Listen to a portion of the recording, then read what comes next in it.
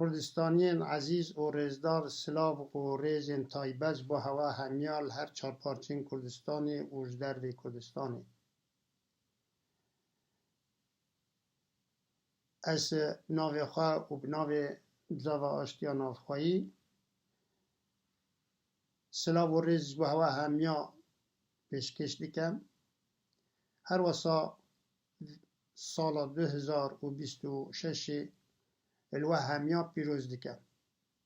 هر واسا سال 2026 الهمی اندام و ریوبرین رزدار یم زاوا آشتیا نافخوایی پیروز بید.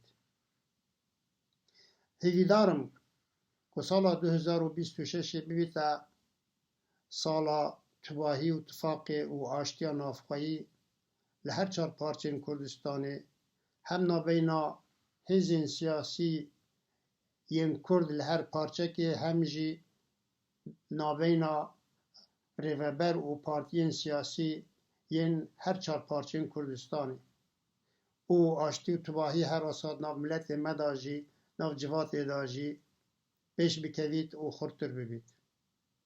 هر که هم بینین روشا جهان یا آلوزا و دیار سال 2026 دیسا و دیب قرقشه و گنگشه در باز ببیتن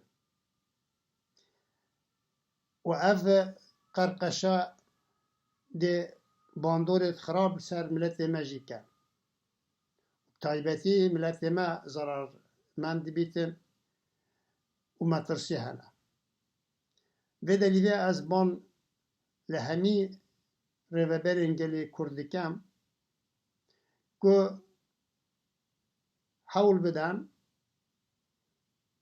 به شرط و به قید اتفاق و تباهیت نافخدا چکن یکاتیا نتوید نافخدا پیدا بکن او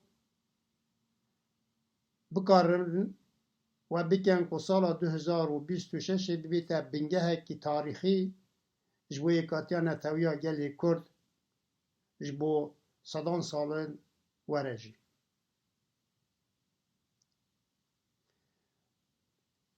از باور دکم که اوه ممکنه و اوه ارکه که هم سر پارتین سیاسی هم جی سر هر روشنبیره که هر کماله که و هر کسی که کرد که رولا کاود جوات دا هیا.